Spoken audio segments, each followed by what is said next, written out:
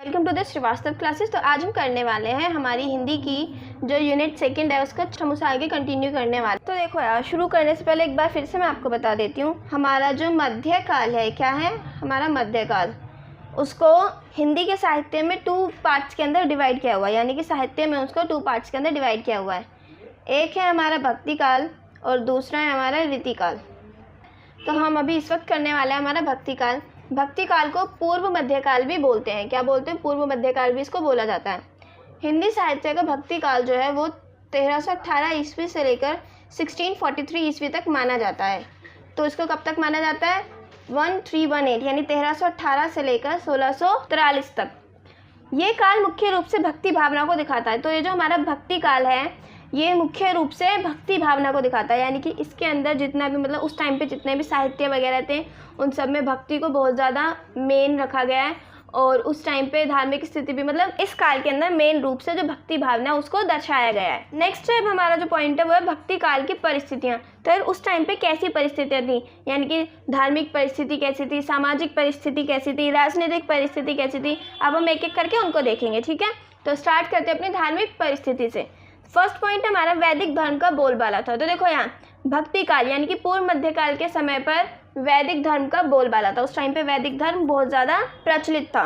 दूसरा था लोग एकांत में भगवान का ध्यान किया करते थे। यानी कि उस टाइम पे लोग जो थे वो शांति में एकांत में भगवान का ध्यान किया करते थे। यज्ञ आदि द्वारा वायुमंडल शुद्ध किया करते थे। अब देखो यार, आप लोगों ने सुना होगा पहले टाइम पे यज्ञ किए जाते थे। यानी कि अगर बारिश नहीं आ रही है तो यज्ञ कर लो, या फिर लोगों को लगता था हमारे इष्ट देवता हमसे नाराज़ ना हो जाए, रुष्ट ना हो जाए, इसलिए यज्ञ कर लो। तो मतलब यज्ञ वगैरह काफ़ी किए जाते थे। तो यज्ञ आदि के द्वारा वायुमंडल को शुद्ध किया करते थे उस टाइम पे लोग। देखो उन लोगों का मानना था कि अगर हमारे वातावरण में बहुत ज़्यादा मतलब जो नेगेटिविटी बोलते हैं, उस टाइम पे तो नेगेटिविटी मानते थे। बट आज के टाइम पे क्या होता है, जैसे पोल्यूशन वगैरह हो जाता है ना, तो पता है क्या होता है, जैसे घी की आहुति दी जाती है, तो जब घी को जलाया जाता है लकड़ी के साथ, तो वो घी जो होता है वो हमारे एयर में काफ़ी हद तक पोल्यूशन को कम करता है। तो उस टाइम पे यज्ञ किए जाते थे वायुमंडल को शुद्ध करने के लिए। नेक्स्ट हमारा समय के साथ देश में अज्ञान का अंधेरा छा गया। क्या हुआ, जैसे जैसे समय बीतता गया तो देश में अज्ञान यानी कि मूर्खता का अंधेरा छा गया।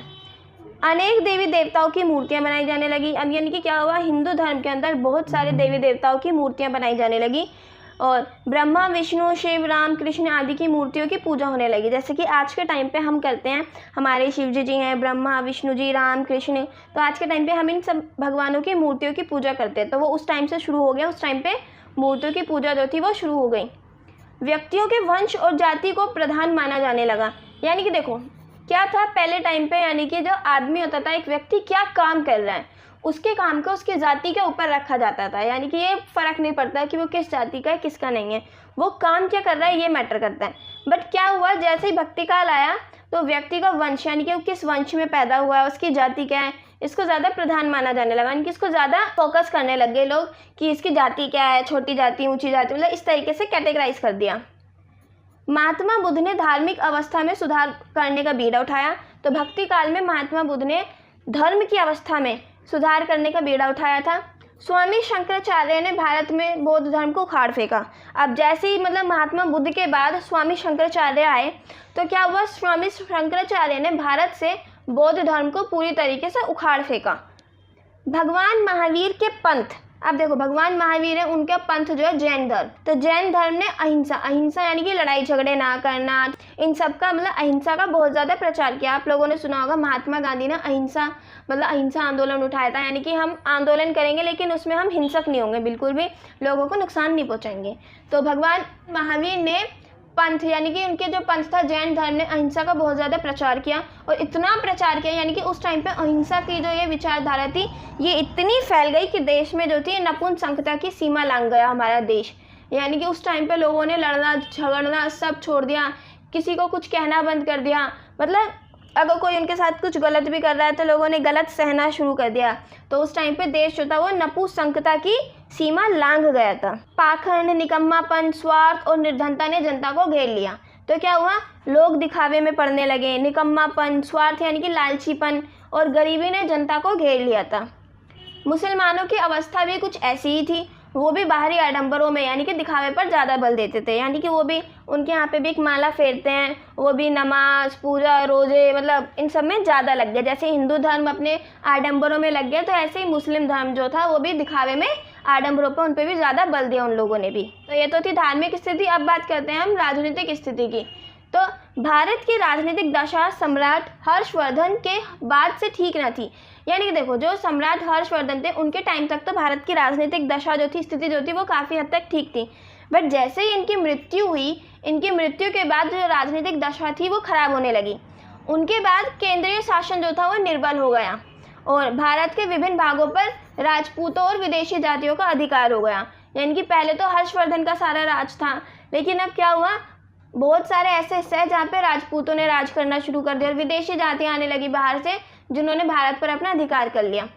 मुसलमानों ने भी इसी समय पर भारत पर आक्रमण करने शुरू कर दिए थे। अब देखो यार, यहाँ पे मैं जो मैं वर्ड यूज़ कर रही हूँ ना, मुसलमान, देखो मैंने ना आपकी बुक से और थोड़ा सा गूगल से कंटेंट लिया है, तो आप ये मत सोचना कि मतलब मैं कैसे वर्ड्स यूज़ कर रही हूँ यार, मैंने वही बुक की लैंग्वेज आपके लिए यूज़ की है, तो कोई भी बिल्कुल इसको पर्सनली मत लेना। तो यहाँ पे हमें बोला गया है कि जो मुसलमान थे उस टाइम पे अकबर, खिलजी, बाबर, ये सब आए थे, तो उन्होंने क्या किया, भारत पर आक्रमण करना शुरू कर दिया था। महमूद गजनवी और मोहम्मद गोरी ने भारत में बहुत लूटमार किया। यानी कि देखो, जो मैंने भी बताया था कि जो मुसलमानी शासक थे उन्होंने भारत पर आक्रमण करना शुरू कर दिया था, तो उनमें एक महमूद गजनवी और दूसरे आते हैं हमारे मोहम्मद गोरी। इन्होंने भारत में बहुत लूटमार किए। और क्या हुआ, लेकिन जो खिलजी, गुलाम और तुगलक वंश के लोग थे, इन्होंने भारत पर शासन किया। यानी कि कुछ ऐसे भी आए जिन्होंने भारत में लूटमार करके जो भाग गए, उन्होंने और कुछ नहीं करा, मंदिर तोड़वाए, मतलब भारत में विध्वंस किया। लेकिन कुछ ऐसे भी शासक आए जिन्होंने भारत पर शासन किया। मुसलमानी शासकों ने लगभग 200 वर्षों तक शासन किया, यानी कि इन्होंने लगभग 200 साल तक शासन किया। लेकिन इन शासकों में से अधिकतर शासक जो थे वो ऐसे थे, उन्होंने अपनी जनता के प्रति सहानुभूति नहीं दिखाई। यानी कि उन्हें घंटा फर्क नहीं पड़ता था उनकी जनता किस अवस्था में जी रही है, उनकी जनता की सारी जो ज़रूरतें थी वो पूरी हो रही है नहीं हो रही हैं, उन्हें इससे कुछ फ़र्क नहीं पड़ता था, उन्हें अपनी अय्याशियाँ पूरी करनी थी बस। जिसके कारण क्या हुआ, दोनों धर्म के जो अनुयायी थे, अनुयायी होते हैं जो पालन करने वाले थे, धर्मों का पालन करने वाले जो लोग होते हैं, जो तो दोनों धर्मों के अनुयायी जो थे, और हाँ एक और बात, अनुयायी वो भी होते हैं जो धर्म का पालन करते हैं और आगे इसका प्रचार प्रसार करते हैं। तो जो दोनों धर्म के अनुयायी थे, इनमें प्रेम भाव नहीं था बिल्कुल भी, ये मतलब इन दोनों में एक दूसरे के बिल्कुल भी प्रेम की भावना नहीं थी। नेक्स्ट आता है हमारा सामाजिक परिस्थिति। तो उस टाइम पे समाज की परिस्थिति कैसी थी, तो देखो शुरू में तो समाज जो था वो उसमें 4 वर्ण थे समाज के अंदर। वर्ण यानी कि 4 वर्ग बांटे हुए थे एक तरीके से जाति की तरह। तो उसमें ब्राह्मण, क्षत्रिय, शूद्र और वैश्य, ये जो थे हमारे, ये 4 वर्ण थे उस टाइम पे। लोगों के काम को आधार बनाकर वर्णों का विभाजन किया गया था। यानी कि देखो, ये वर्ण किस आधार पर बनाए गए थे, ये था लोगों के काम को आधार बनाकर। यानी कि जो लोग पूजा पाठ करेंगे और पढ़ाई करेंगे वो होते हैं ब्राह्मण, जो खेती बाड़ी करेंगे मतलब जो लड़ाई वगैरह करेंगे वो होते हैं क्षत्रिय, और वैश्य आते हैं तीसरे नंबर पे, जो मतलब वैश्य में आते हैं वो लोग जो खेती बाड़ी करते हैं या फिर दूसरे काम करते हैं जीविका चलाने के लिए, तो वो जाते हैं वैश्य। और शूद्र में आते हैं वो लोग जो बचे कुचे बहुत मतलब निचले काम करते हैं। जैसे कि उस टाइम पे, मैं उस टाइम का एग्जांपल दे रही हूँ फ्रेंड्स, ठीक है ना। तो उस टाइम पे जैसे होता था मुर्दों को उठाने का काम, उन्हें गाड़ने का काम, उन्हें जलाने का काम, या फिर जो मरे हुए एनिमल्स वगैरह होते हैं उनको उठाने का काम, और जानवरों को काटने का काम, ये सब होता था शूद्र का काम। तो मतलब जो बहुत छोटे काम होते थे, इन सब में तो बांट देते कि जो लोग छोटे काम करेंगे उनको बोल देंगे शूद्र, तो उनको काम के आधार पर बांटा होता है। इस काल में क्या हुआ, ये क्रम जो था बिगड़ गया। यानी कि अब इस क्रम यानी कि इसके हिसाब से, काम के हिसाब से इन्हें घंटा फर्क नहीं पड़ता था। अब क्या होता था, ब्राह्मण का अनपढ़ बेटा भी ब्राह्मण कहलाने लगा, शूद्र का अगर कोई पढ़ा लिखा बेटा, अध्यापक बेटा भी है तो वो भी शूद्र कहलाने लगा। यानी कि इस टाइम के आते आते अब तुम्हारा काम मैटर नहीं करता कि तुम क्या काम करते हो, अब इस टाइम पे मैटर करता था कि तुम किस जाति के अंदर पैदा हो रहे हो, ये ज़्यादा मैटर करता था। इस न्याय यानी कि इस न्याय विरोधी व्यवस्था का बौद्ध धर्म ने बहुत ज़्यादा खंडन किया। यानी कि ये कि अब ब्राह्मण का कोई अनपढ़ बेटा भी ब्राह्मण कहलाए, मतलब ये जो था जाति व्यवस्था जो थी, इसका बहुत ज़्यादा खंडन किया गया बौद्ध धर्म के द्वारा। जब बौद्ध धर्म क्षीण हो गया यानी कि खत्म हो गया, तो ब्राह्मण धर्म ने दोबारा से जोर पकड़ा। फिर क्या हुआ, मतलब कर्म के बजाय जन्म को ज़्यादा महत्व दिया जाने लगा। यानी कि ये मैटर नहीं करता था आपके कर्म कैसे, आप क्या काम करते हैं, ये मैटर करता है, बल्कि कि आप किस धर्म में पैदा हुए हैं या फिर किस वंश में आपका जन्म हुआ है, तो जन्म को तो ज़्यादा महत्व दिया जाने लगा। साधु सन्यासियों में भी भेदभाव चल रहा था। यानी कि उस टाइम पे साधु सन्यासी, इनमें भी भेदभाव चलना शुरू हो गया, इनमें भी भेदभाव आ गए। हर वर्ग अपने आप को तीसमार खान समझता था। तो उस टाइम पे हर वर्ग अपने आप को 30वां खान समझता था, कोई भी झुकने को तैयार नहीं था। लोग पाखंड करने लग गए थे। पाखंड यानी कि लोग दिखावा करने लग गए थे पूजा पाठ वगैरह का, मतलब कुछ दिल से नहीं करते थे, सब कुछ दिखावा करने लग गए थे दूसरे को नीचा दिखाने के लिए। और सामान्य लोगों को जो ध्यान था वो भगवान की ओर नहीं था। यानी कि मैं यहाँ पे इस्लाम धर्म की भी बात करती हूँ और हिंदू धर्म की भी, तो वो भगवान या फिर अल्लाह की तरफ उनका ध्यान बिल्कुल भी नहीं था, दिखावा करने पे था उस टाइम पे लोगों का ध्यान। धन रत्न के लालच में मनुष्य को खत्म किया जा रहा था। यानी उस टाइम पे क्या हुआ, धन यानी कि पैसा का लालच इतना बढ़िया कि इंसान दूसरे इंसान को मारते हुए एक पल भी नहीं सोचता था कि यार हम भी इंसान है, दूसरा भी, मतलब ऐसे कैसे मार सकते हो। तो उस टाइम पे ये भी बहुत ज़्यादा चल गया था। और यहाँ तक कि अपने संतान बेचकर भी धन कमाने में लोगों को संकोच न था। यानी कि अगर किसी को अपने बच्चों को बेचकर भी पैसा कमाना है, टाइम पे लोगों ने उनके मन में बिल्कुल भी संकोच नहीं आया कि ये हम क्या कर रहे हैं। तो ये थी सामाजिक व्यवस्था, समाज में इस तरीके की परिस्थिति उस टाइम पे। अब बात करते हैं हम भक्ति काल की प्रमुख धारा की। तो इसमें आप देखो भक्ति काल की जो है 2 धाराओं में से विभाजित किया गया भक्ति काल को। पहली आती है हमारी निर्गुण भक्ति धारा, दूसरी आती है सगुण भक्ति धारा। तो अब सबसे पहले हम पढ़ेंगे निर्गुण भक्ति धारा। तो देखो निर्गुण ब्रह्म निराकार यानी कि जिसका आकार ना हो है। तो इसमें क्या बोला, निर्गुण भक्तिधारी में जो है इनके हिसाब से ब्रह्म यानी कि भगवान जो है वो निराकार है। निराकार यानी कि जिसका आकार ना हो। तो निर्गुण भक्तिधारा के अनुसार भगवान का कोई आकार नहीं है, भगवान की कोई शरीर नहीं है, भगवान एक भाव है, भक्ति है। तो इनके हिसाब से ऐसा था कि भगवान का कोई आकार नहीं है। इसके भक्तों का मानना होता है कि ईश्वर का कोई आकार नहीं होता है, उसको एक निश्चित आकार नहीं दिया जा सकता। यानी कि जैसे आज के टाइम पे हमने शिव जी की शिवलिंग बना ली, राम जी को आप सब देखते हो एक आकार में, मनुष्य आकार में देखते हो, शरीर में देखते हो। तो इन लोग इस धारा के जो लोग थे यानी कि इन भक्तों का मानना था कि भगवान को कोई एक आकार नहीं दिया जा सकता है। निर्गुण भक्ति करने वाले लोग किसी भी देवी देवता को नहीं मानते थे। और हिंदी में निर्गुण भक्ति की अभिव्यक्ति जो है वो सबसे पहले महाराष्ट्र के प्रसिद्ध सनत नामदेव की रचनाओं में मिलती है। यानी कि निर्गुण भक्ति क्या होता है, इसको सबसे पहले जो समझाया था, इसकी जो सबसे पहले अभिव्यक्ति की थी वो महाराष्ट्र के प्रसिद्ध सनत ने की थी, जिनका नाम था नामदेव। इन्होंने अपनी रचनाओं में निर्गुण भक्ति का जिक्र किया था। हिंदी काव्य में निर्गुण भक्ति की पूरी प्रतिष्ठा का जो श्रेय है वो कबीरदास को जाता है। यानी कि हिंदी के जितने भी काव्य हैं इसमें निर्गुण भक्ति का जो पूरा उसको प्रचार प्रसार किया गया है, इसकी प्रतिष्ठा की गई है, उसका पूरा का पूरा जो श्रेय है वो कबीरदास को जाता है। इनके अलावा दादू, नानक, रायदास, सुंदरदास, मूलकदास आदि बहुत सारे ऐसे अनेक संत थे जिन्होंने निर्गुण भक्ति में अपना योगदान दिया। अब हम बात करते हैं निर्गुण भक्ति धारा को भी जो है 2 शाखाओं में बांटा गया है। अब इसको 2 शाखाओं में बांटा गया, हम देखते हैं वो 2 शाखा कौन सी है। तो ज्ञानाश्रय शाखा और प्रेमाश्रय शाखा। तो देखो पहली आती है हमारी ज्ञानाश्रय शाखा। तो ज्ञानाश्रय शाखा का जो संबंध है वो निर्गुण भक्ति से है। मैंने अभी बताया था निर्गुण भक्ति को 2 शाखाओं में बांटा गया, तो इसका संबंध निर्गुण भक्ति से है। और इसमें कवि धर्म की 3 बातें यानी कि कर्म, ज्ञान और मुक्ति, इनमें से ज्ञान का आश्रय लेके यानी कि ज्ञान को आश्रय लेकर भक्ति पथ की ओर अग्रसर होने को कहता है। यानी कि देखो सिंपल सी बात में सिंपल लैंग्वेज में समझा देती हूँ। इसमें ये बोला गया है, कवि इसमें ये बोलते हैं कि ज्ञान का सहारा लेकर हम भगवान की ओर जा सकते हैं। यानी कि भगवान को प्राप्त करने का जो तरीका है वो है ज्ञान। तो इसमें कवियों ने ये बोला है, तो इसीलिए इस शाखा का जो नाम है वो ज्ञानाश्रय रख दिया है, यानी कि ज्ञान पर आश्रित। इसीलिए इस शाखा को ज्ञानाश्रय शाखा भी कहा गया है। इसे ही संत काव्य अथवा निर्गुण ज्ञानाश्रय शाखा आदि नामों से भी पुकारा जाता है। अब देखो ये जो हमारी ज्ञानाश्रय शाखा, इसी को संत काव्य या फिर निर्गुण ज्ञानाश्रय शाखा इन नामों से भी पुकारा जाता है। अब बात करते हैं प्रमुख संत कवि, यानी कि ज्ञानाश्रय शाखा में ऐसे कौन से मेन कवि थे, यानी कि प्रमुख संत कवि कौन कौन थे। सबसे पहले आते हैं हमारे कबीर। तो 1399 से 1518 ईस्वी तक इनका सब कुछ जीवन काल बताया गया है। तो देखो कबीरदास संत काव्य या फिर निर्गुण भक्ति शाखा के प्रतिनिधि कवि थे। यानी कि ये ऐसे कवि थे जिन्होंने इसको आगे बहुत इसका प्रचार प्रसार किया। ये एक समाज सुधारक थे, भक्त और कवि थे। तो ये समाज सुधारक, भक्त और कवि थे। वे समाज की रूढ़ियों पर बड़ी निर्ममता से आक्रमण करते थे। निर्ममता यानी कि बड़ी बेदर्दी से। तो ये समाज की रूढ़ियों पर यानी कि ऐसे पुराने विचार जो समाज में चलते आ रहे हैं और जिनका कोई तर्क नहीं, जिनका कोई ऐसा नहीं है कि हाँ ये सही तरीके अच्छे के लिए हो रहे हैं कुछ भी, तो वो रूढ़ियाँ हो जाती हैं। तो रूढ़ियों के ऊपर उन्होंने बहुत ही गंदे तरीके से, बेदर्दी से आक्रमण करते थे ये। और इनके काव्य में निर्गुण ईश्वर की उपासना यानी कि ऐसे भगवान की उपासना करनी चाहिए जिनका आकार ना हो। पाखंड का खंडन यानी कि दिखावा नहीं करना चाहिए।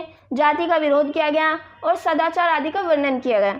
तो इनके काव्य में निर्गुण ईश्वर की उपासना, पाखंड का खंडन, जाति का विरोध और सदाचार आदि इन सब का वर्णन किया गया है। इन सिंपल लैंग्वेज इन्होंने अपने काव्यों के अंदर यानी जितनी भी रचनाएं इन्होंने की हैं इन्होंने उसमें बोला है निर्गुण ईश्वर की उपासना करनी चाहिए, है ना। और इन्होंने अपने खंडन मतलब इन्होंने पाखंड का खंडन किया अपनी सारी काव्यों में, और जाति का विरोध किया है, और मतलब ये सब इन्होंने वर्णन किए हैं। कबीर के काव्यों को साखी, सबद और रमैनी में विभक्त किया गया, यानी कि देखो इनके काव्यों को 3 कैटेगरीज में डिवाइड किया है, साखी, सबद और रमैनी। इन्होंने अपने काव्यों के जरिए लोगों को बहुत सारे संदेश दिए हैं। अब देखो हम एक एक करके उन जो संदेश हैं उनको हमने निम्नलिखित शीर्षकों में विभाजित कर दिया है, यानी कि ईश्वर, गुरु, धर्म ग्रंथ, हिंदू मुस्लिम एकता, जाति पाति और सदाचार। ठीक है, तो ईश्वर को देखते हैं सबसे पहले। तो कबीर ने सर्वशक्तिमान निराकार ईश्वर की भक्ति का उपदेश दिया है, यानी कि इन्होंने बोला है कि एक ऐसे भगवान की भक्ति करनी चाहिए जो पहले तो जिनका कोई आकार ना हो, और दूसरा जो सर्वशक्तिमान हो यानी कि बहुत ज़्यादा शक्तिशाली हो, ठीक है ना, ऐसे भगवान को। कबीर मूर्ति पूजा में बिल्कुल भी विश्वास नहीं रखते थे। उनका मानना था कामकाज करते हुए भी मनुष्य को भगवान के ध्यान में मतलब मग्न रहना चाहिए, मतलब कामकाज करते हुए भगवान को याद करते रहना चाहिए। दूसरा आता गुरु। तो कबीर ने गुरु को ईश्वर के समान माना, यानी कि उन्होंने गुरु को ईश्वर के समान बैठाते आएंगे। इनके हिसाब से गुरु में और ईश्वर में कोई फर्क नहीं है। तीसरा आता है हमारा धर्म ग्रंथ। तो देखो हर धर्म का अपना अपना ग्रंथ होता है जिसे आधार मानकर लोग मनमाने अर्थ अनर्थ करते हैं, यानी कि जो भी उनके धर्म में लिखा होता है ढंग से उन्हें कुछ समझ तो आता नहीं, बट हमारे धर्म में ये लिखा है, ये लिखा है, ये लिखा है, कुछ भी मानते रहते हैं और आपस में लड़ते झगड़ते रहते हैं। कबीर ने लोगों को इनसे ध्यान हटाकर सच्चाई की खोज करने को कहा। तो कबीर ने कहा कि अपना ध्यान धर्म ग्रंथों से हटाकर सच्चाई की तरफ अपने ध्यान को आकर्षित करो। उनका मानना था कि ग्रंथ झूठे नहीं हैं, लेकिन लोग जो है उनके तत्व को समझ नहीं पाए हैं, यानी कि लोगों को समझ नहीं आता कि धर्म ग्रंथ कहना क्या चाहते हैं।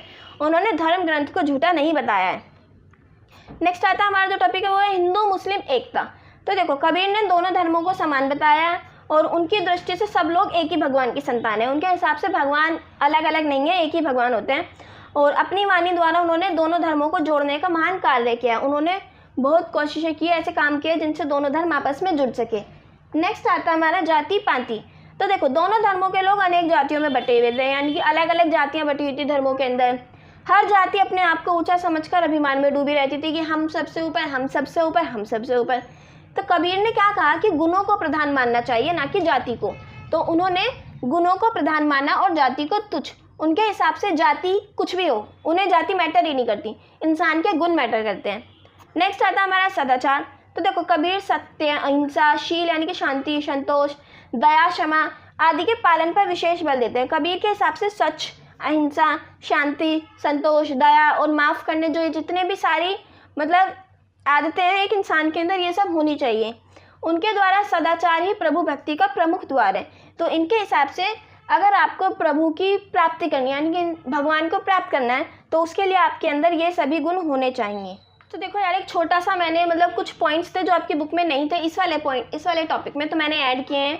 तो इनका पूरा नाम था संत कबीरदास और इनका जन्म जो था वो लगभग 1398 ईस्वी में हुआ था। काशी में लहर तारा ताल में पाए गए थे। यानी कि देखो जो इनके जन्म को लेकर बहुत सारी बातें हैं कि मतलब अभी तक लोगों को कंफर्म नहीं पता, लेकिन इनकी रचनाओं को पढ़कर जो अनुमान लगाया गया है वो ये लगाया गया है कि इनका जन्म 1398 के आसपास हुआ था, काशी में हुआ था। और ये जो थे लहर तारा ताल में बहते हुए पाए गए थे। और इनकी मृत्यु जो हुई थी वो सन 1518 में हुई थी और मगध उत्तर प्रदेश में हुई थी। इनके जो पालक माता पिता उनका नाम है नीरू और नीमा। देखो जो इनके असली माता थी उन्होंने इनको बहा दिया था। ऐसा कहा जाता है कि एक इनके गुरु थे जिन्होंने इनकी एक विधवा माँ को ये आशीर्वाद दे दिया था कि मतलब तुम्हें पुत्र होगा। तो तब कबीर जी हुए थे, तो उन्होंने शर्म के कारण, लज्जा के कारण कबीर जी को अपने पास ना रखकर बहा दिया था। फिर इन्हें नीरू और नीमा जो थे इन दोनों एक पूरे मतलब ये जो पूरा कपल था इन्होंने इनको पाला। और इनकी पत्नी का नाम था लोई, यानी कि कबीर जी की पत्नी का नाम था लोई। इनका एक बेटा था जिसका नाम था कमाल और इनकी बेटी थी जिसका नाम था कमाली। तो ये छोटी सी इन्फॉर्मेशन थी जो मैंने आपको एक्स्ट्रा दी है। तो देखो यार अभी मैं आपको प्रमुख कवि बता रही थी ज्ञानाश्रय शाखा के, तो उसमें हमने कबीर पढ़ लिया। अब मैं आपको बताती हूँ नानक। तो देखो इनका जो जन्म हुआ था वो 1469 में हुआ था और इनकी मृत्यु 1538 में हुई थी। सिख संप्रदाय के आदि गुरु थे ये, ठीक है ना। और इनका जन्म लाहौर के पास ननकाना साहिब में हुआ था। कहाँ हुआ था? लाहौर के पास ननकाना साहिब में। इनके पिता का नाम था कालू खत्री, माता का नाम तृप्ता। और पिता द्वारा व्यापार के लिए जो धन इन्होंने साधु संतों को खिला दिया था। यानी कि देखो जब ये घर से निकले थे तो मतलब इनके पिता ने इनको कुछ धन दिया था कि यार तुम जाके आगे चल के अपना व्यापार करना। लेकिन इन्होंने क्या किया, वो जो दिया हुआ धन था इन्होंने उसे साधु संतों को खिला दिया। और इन्होंने दोहे, पद आदि सिखों के आदि ग्रंथ में लिखे गए हैं, यानी कि इनके जो दोहे हैं, पद हैं, वो सिखों के आदि ग्रंथ में लिखे गए हैं। अब नेक्स्ट हम पढ़ने वाले हैं वो है सुंदरदास। तो इनका जन्म हुआ था 1596 में, मृत्यु हुई थी 1689 में। तो इनका जो जन्म था वो जयपुर में ध्योसा के एक वैश्य के घर में हुआ था। किसके घर में? वैश्य के घर में। और इन्होंने पूरी विधिवत शिक्षा प्राप्त की थी। देखो यार, अब तक जितने भी मैंने आपको अभी वो 2 कवि ऊपर नाम बताए हैं, उनमें से किसी ने भी ढंग से मतलब अच्छे से किसी स्कूल में, विश्वविद्यालय में शिक्षा प्राप्त नहीं की, लेकिन इन्होंने विधिवत शिक्षा प्राप्त की थी। काशी में रहकर इन्होंने विद्या का अभ्यास किया था और घूम घूम कर अनुभव भी बहुत कमा लिया था। हिंदी, संस्कृत, फारसी, गुजराती, मारवाड़ी और पंजाबी भाषाओं का इन पर मतलब अच्छा अधिकार था। इनको ये सारी भाषाएं बहुत अच्छे से आती थी। और इन्होंने जो ग्रंथ लिखे थे उसका नाम था सुंदर विलास और ज्ञान समुद्र। देखो, इनके अलावा भी बहुत सारे कवि थे, लेकिन जो मेन मुझे लगे वो मैंने आपको बता दिए, बाकी आप कवियों के नाम पढ़ सकते हैं। तो अब हम टॉपिक पढ़ने वाले वो है ज्ञानाश्री शाखा की प्रमुख विशेषताएं। तो हमने जो भी ज्ञानाश्री शाखा पढ़ी थी उसकी अब हम कुछ विशेषताएं पढ़ने वाले हैं। तो देखो यार, मैंने यहाँ पे बहुत शॉर्ट में बताया हुआ है, बट मैं आपको अभी समझा दूंगी, इसको अच्छे से एक्सप्लेन कर दूंगी ताकि आप एग्जाम में अच्छे से लिख सकें। तो देखो, पहला आता है निर्गुण उपासना, यानी कि ये जो शाखा है इसके अंदर निर्गुण उपासना की मतलब ज़्यादा विशेषता है, मतलब कि इसमें ऐसे भगवान की पूजा करने को कहा गया है जिनका कोई आकार नहीं होता, यानी कि निर्गुण उपासना करने को कहा गया है। दूसरा, जाति व्यवस्था का विरोध किया गया है इस शाखा के अंदर, यानी कि जो उस टाइम पे जाति व्यवस्था थी, जो वो 4 वर्ण बांटे हुए थे, हिंदू वगैरह, मतलब जो ब्राह्मण और ब्रह्म, क्षत्रिय, वैश्य, शूद्र, ये जो इतने सारे ग्रुप्स, मतलब इतने सारी जाति बांटी हुई थी, तो इनका विरोध किया गया है। तीसरा आता है निरक्षर कवि, यानी कि देखो इस टाइम पे जितने भी कवि थे, यानी कि जो मैंने अभी आपको बताया था, कबीर, नानक, ठीक है ना, तो ये अधिकतर जो थे निरक्षर थे, यानी कि इन्होंने कहीं जाके पढ़ाई नहीं की थी। और निरक्षर यानी कि आप ये भी बोल सकते हैं एक तरीके से जो कम पढ़े लिखे हो, अनपढ़, ठीक है ना, उस टाइप से। देखो, अनपढ़ तो यार वो थे नहीं, बट यहाँ पे निरक्षर का मतलब ये आ जाता है कि उन्होंने किसी स्कूल में जाके अच्छी वाली जो मतलब जिसे बोलते हैं प्रॉपर शिक्षा प्राप्त नहीं की थी, बट शिक्षा उन्होंने फिर भी प्राप्त की थी।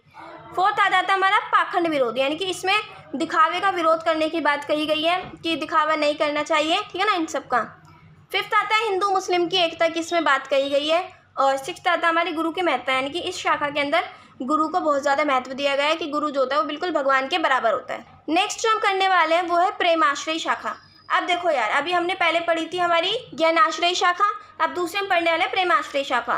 तो देखो, इसको सूफी काव्य भी कहा जाता है। हमने जैसे बताया था ज्ञानाश्रयी शाखा जो होती है उसको संत काव्य भी बोलते हैं, तो ऐसे हमारी प्रेमाश्रयी शाखा होती है, इसको सूफी काव्य भी बोलते हैं। देखो, मैंने बताया था ज्ञानाश्रयी शाखा में क्या होता है, ज्ञान के ऊपर, यानी कि ज्ञान को ऊपर आश्रित होकर हम भगवान को कैसे प्राप्त कर सकते हैं, इसमें वो सारी बातें बताई गई है। लेकिन अब ये प्रेम आश्रय, यानी कि प्रेम पर आश्रित होकर, यानी कि प्रेम के जरिए अब हम भगवान को कैसे प्राप्त कर सकते हैं, इसमें वो सब बताया गया है। तो सबसे पहले समझा देती हूँ सूफी शब्द की व्युत्पत्ति, यानी कि सूफी शब्द जो था उसकी उत्पत्ति कैसे हुई है। तो देखो, कुछ लोगों का मानना है कि सऊदी अरब के नगर मदीना में मस्जिद के सामने एक सुफ़ा, यानी कि सब चबूतरा था, यानी कि सऊदी अरब में एक नगर था मदीना, उसमें एक मस्जिद थी, उसके सामने एक चबूतरा बना हुआ था, उस पर एक फ़कीर बैठता था और उस फ़कीर को सूफ़ी कहा जाने लगा, यानी कि वो जो फ़कीर था वो सूफ़ी कहलाया। नेक्स्ट पॉइंट हमारा, प्रसिद्ध इतिहासकार अल बरूरी ने साफ़ी शब्द से सूफ़ शब्द की उत्पत्ति बताई है। इन्होंने बताया है कि जो साफ़ी शब्द है इससे निकला है हमारा सूफ़ शब्द। किसने बताया? प्रसिद्ध इतिहासकार अल बरूनी ने। अब हम देखते हैं सूफ़ी मत, यानी कि जो सूफ़ी थे उस टाइम मतलब उनका मानना क्या था, सूफ़ी मत क्या था। तो देखो, सूफी मत की जो संपूर्ण साधना है वो प्रेम पर आश्रित है, यानी कि सूफियों का मानना है कि जो पूरी साधना होती है, यानी कि भगवान को प्राप्त करने के लिए हम साधना करते हैं, भक्ति करते हैं, तो इनके हिसाब से जो साधना है वो पूरी तरीके से प्रेम पर आश्रित है। सूफी वो है जो अपने प्रिय के प्रेम में सदैव मस्त रहता है। तो सूफी क्या है? सूफी वो है जो हमेशा अपने प्रिय के प्रेम में, प्रिय कौन आ गई यहाँ पर, जिससे वो प्यार करता है, ठीक है ना, तो उसके प्रेम में हमेशा मस्त रहता है। प्रेम ज्ञान की भांति ईश्वरीय देन है। इनका मानना है कि जो प्यार है वो ज्ञान की भांति ईश्वर की दी हुई एक देन है, यानी कि प्यार हमें ईश्वर ने दिया है। ईश्वर का प्रेमी वही हो सकता है जिसे ईश्वर प्रेम करता है। अब इनका ये भी मानना है कि भगवान का प्रेमी सिर्फ वही हो सकता है जिसे भगवान प्यार करता है। देखो, सूफी मत में प्रेम के साथ साथ सौंदर्य को, यानी कि खूबसूरती को भी बहुत ज़्यादा महत्वता प्रदान की गई है और ईश्वर को ही प्रेम और सौंदर्य का स्रोत माना है, कि यानी प्यार और सुंदरता जो है इनका जो स्रोत है वो भगवान है।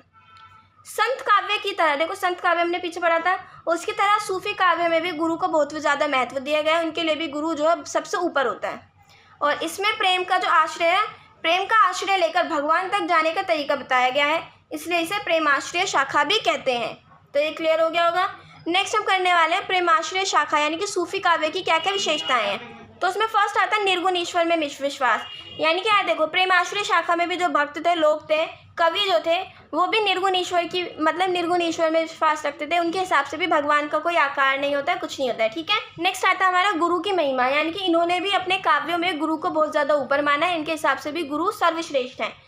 थर्ड हमारा साधना की 4 अवस्थाएं। देखो यार इनमें इन्होंने साधना की 4 ऐसी स्टेज बताई हैं, अवस्थाएं यानी कि स्टेज बताई हैं, ठीक है ना। अगर कोई व्यक्ति उन चारों स्टेजेस को पार कर जाएगा तो उसको भगवान की प्राप्ति हो जाएगी, तो ये बोला गया है। तो देखो नासुत, मलकुत, मारिफत और हकीकत, ये 4 साधनाएं हैं। अगर कोई साधक इन अवस्थाओं को पार कर लेता है तो उसे सत्य, सच्चाई यानी कि परमात्मा की प्राप्ति हो जाती है।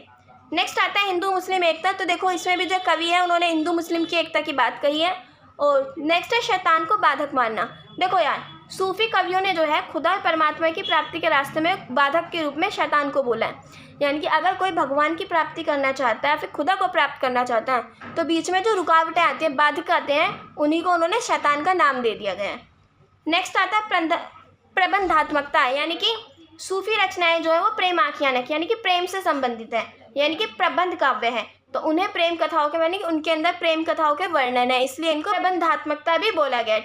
अब देखो नेक्स्ट हम देखते हैं इस टाइम के जो फेमस कवि रहे हैं वो है मलिक मोहम्मद जायसी। इन्होंने जो उनका एक रचना दी थी वो थी पद्मावत। नेक्स्ट है शेख रहीम और नसीर, ये कुछ फेमस कवि रहे हैं इस टाइम के। तो देखो यार मैंने अभी आपको भक्ति काल के 2 वो बताए थे कि मतलब इसको भी 2 कैटेगरीज के अंदर डिवाइड किया हुआ है। पहला बताया था मैंने आपको निर्गुण भक्ति धारा, दूसरा होता है हमारा सगुण भक्ति धारा। तो निर्गुण भक्ति धारा में भी मैंने आपको 2 शाखाएं बताई थी, पहली होती है प्रेमाश्रय, दूसरी थी ज्ञानाश्रय। तो ये मैंने क्लियर कर दिया आपको। अब मैं आपको बताने वाली हूँ सगुण। तो देखो सगुण भक्ति काव्य धारा क्या होती है। देखो निर्गुण के अंदर हम ऐसे भगवान को मानते हैं जिनका कोई आकार नहीं होता, बट यही सगुण इसका उल्टा है, इसके अंदर ईश्वर को एक आकार दिया गया है। यानी कि आज के टाइम पे जो हम राम जी, कृष्ण जी हम मानते हैं, तो हम सगुण भक्ति धारा के भक्त हो गए, यानी हम उसको फॉलो करते हैं, क्योंकि हमारे हिसाब से हमारे भगवान का एक रूप है, चेहरा, उनका आकार है। तो जो लोग सगुण भक्ति करते हैं वे किसी न किसी शरीरधारी इंसान को ईश्वर मानते हैं, यानी कि जिनका कोई शरीर होता है, एक ऐसे दिखने वाले इंसान को भगवान मानते हैं और उनकी पूजा करते हैं, जैसे कि राम, कृष्ण और शिव। सगुण भक्ति धारा को भी 2 शाखाओं में बांटा गया है, राम भक्ति शाखा और कृष्ण भक्ति शाखा। और ये जो काल था इसे साहित्य क्षेत्र में स्वर्ण युग कहा जाता है। अब एक एक करके देखते हैं राम भक्ति शाखा। तो देखो इसे राम काव्य के नाम से भी जाना जाता है, और इस काल के अंदर हमें जितनी भी रचनाएं मिलती हैं उसमें हमें राम जी के बारे में सारी बातें मिलती हैं, यानी कि इसलिए इसको राम भक्ति शाखा कह दिया गया है। अब देखो इसमें जो जितने भी राम काव्य यानी कि जो काव्य मिले इस टाइम पे वो सारे राम जी से रिलेटेड थे। तो पृथ्वीराज रासो ने लिखे थे, इसमें 10 अवतार के अंतर्गत राम अवतार का भी वर्णन है। रामानंद के भक्ति विषयक पद, सूरदास की रामचरिती, ईश्वरदास की राम जन्म, अंगद, पैज, भरत मिलाप, दोहा चौपाई, तुलसीदास की रामचरितमानस, भक्तिपूर्ण पद जैसे पदावली, ध्यान मंजरी, अष्टयाम। नाभादास ने भी अष्टयाम और रामचरित के पदों की रचना की। सोढ़ी मेहरबान ने भी आदि रामायण लिखी। प्राणचंद चौहान ने रामायण महानाटक लिखा और हृदय राम ने हनुमान नाटक लिखा। तो आप समझ गएंगे इस टाइम पे जितनी भी रचनाएं हुई थी उन सब में कहीं ना कहीं राम जी का जिक्र ज़रूर हुआ, राम जी की भक्ति का जिक्र ज़रूर हुआ, इसलिए इसको राम भक्ति शाखा बोला गया। अभी देखो इस टाइम के जो प्रमुख कवि हैं उनमें सबसे पहले आते हैं सूरदास। तो ये मुख्य रूप से एक कृष्ण भक्त थे, यानी कि देखो ये कृष्ण भक्त कवि थे, लेकिन इन्होंने राम जी की भक्ति से रिलेटेड भी काफ़ी रचनाएं की हैं।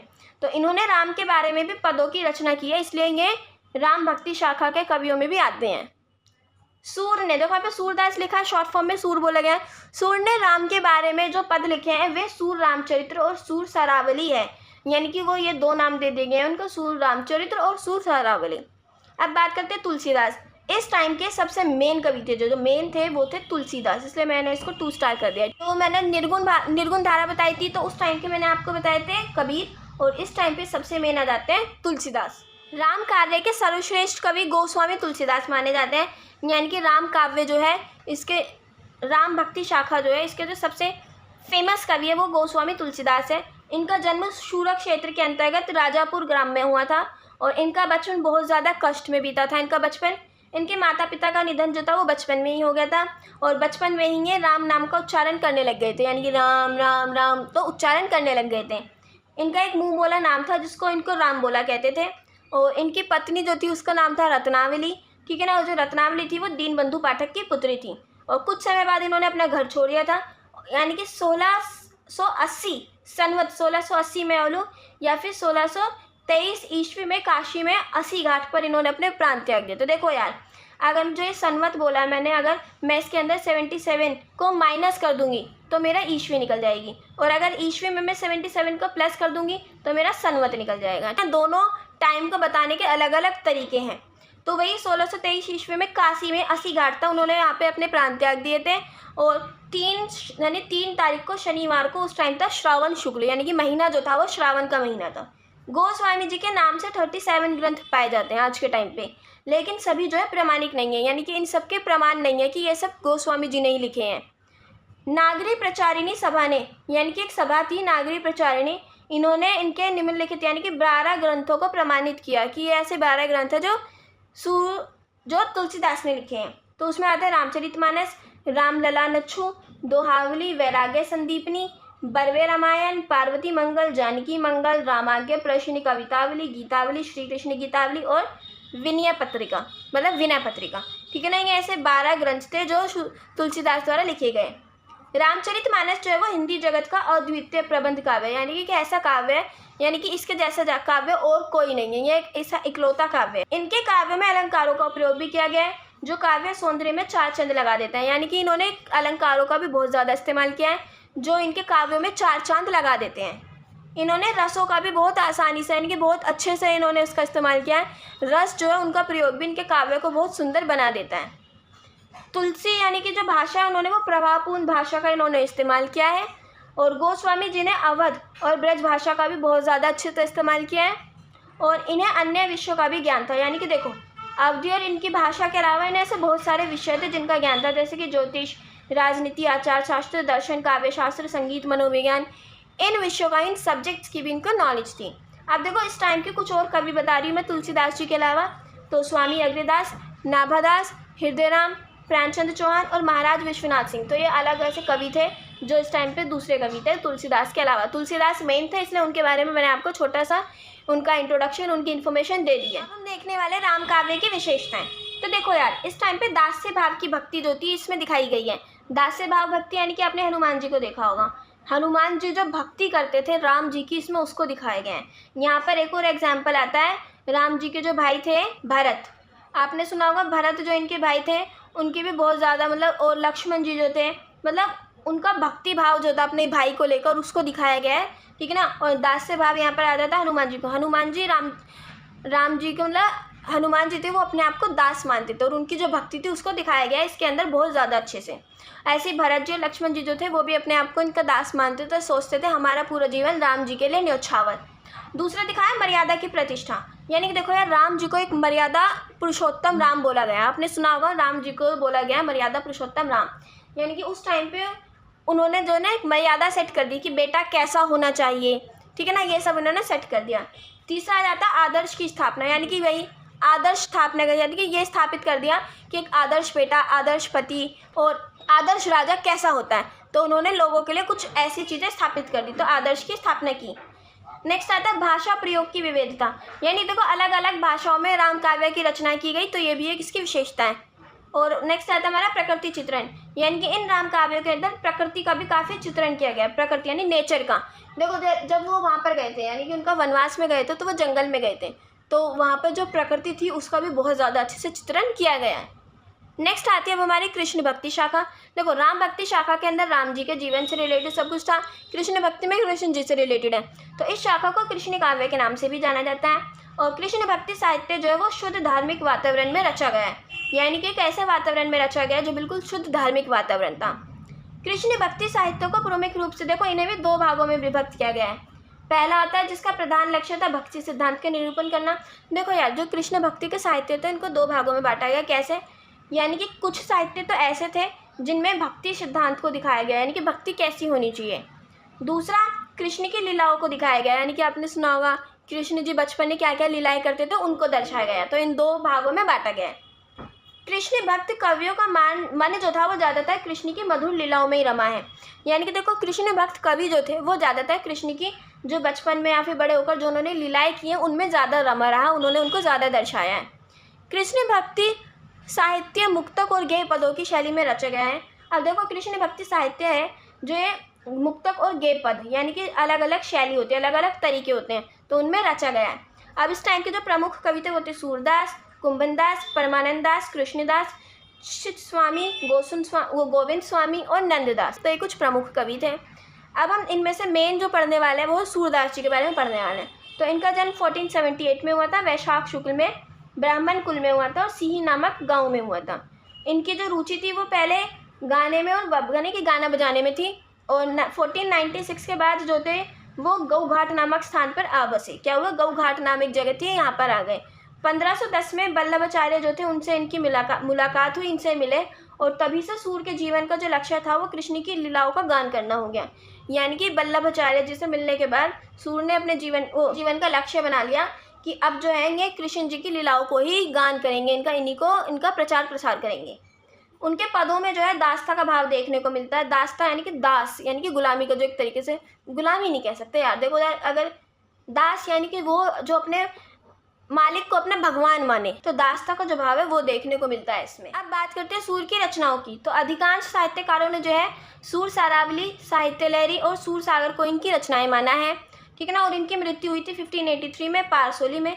इनके पिता का नाम था पंडित रामदास सारस्वत और गुरु थे इनके आचार्य वल्लभाचार्य। और भाषा जो इन्होंने अपने काव्यों में लिखी थी वो थी ब्रज भाषा। अब बात करते हैं कृष्ण भक्ति या फिर कृष्ण काव्य की विशेषताओं की। तो देखो यार, इसमें कृष्ण लीलाओं का बहुत ज़्यादा अच्छे से वर्णन किया गया है। और बाल लीला वर्णन, यानी कि कृष्ण जी जब छोटे थे, बचपन में जो उन्होंने बाल लीलाएँ की उनका भी वर्णन किया गया है। कांत, वात्सल्य और सख्व भाव की प्रधानता। जो देखो इसमें जो भाव दिखाए गए, भाव यानी कि जो फीलिंग्स इसमें दिखाई गई हैं उनको नाम दिए गए हैं। सख्य यानी कि फ्रेंडशिप वाला जो होता है, वात्सल्य यानी कि खुशी वाला जो होता है, कांत एक और मुझे इसका नाम नहीं पता। तो इन भावों को भी उनमें दिखाया गया है। और ब्रज भाषा काव्य धारा है, यानी कि इसमें ब्रज भाषा का बहुत ज़्यादा उपयोग किया गया है। और कुछ छंद जो थे उनका भी उपयोग किया गया है। सीमित यानी कि कुछ तरीके के छंद के जो थे वो कुछ प्रकार अपनाए गए। देखो अगर सोचो, छंद के मैं मानती हूँ 50 प्रकार हैं, तो इसमें ऐसे 10 या 15 का इस्तेमाल किया गया है। तो सीमित छंदों का प्रयोग किया गया है। तो ये कुछ विशेषताएं हो गई। तो आई थिंक मैंने ये वाला जो चैप्टर था पूरा कंप्लीट कर दिया है। अगर आपको कोई भी डाउट हो तो आप मुझसे अपना डाउट कमेंट बॉक्स में क्लियर कर सकते हैं। आपको मैं दोबारा बोल दूँ, कोई भी डाउट हो आप मुझसे पूछ सकते हैं। और अगर आपको वीडियो पूरी तरीके से समझ आ गई तो कमेंट ज़रूर कीजिएगा कि आपको समझ आ गई है, मुझे मोटिवेट करने के लिए।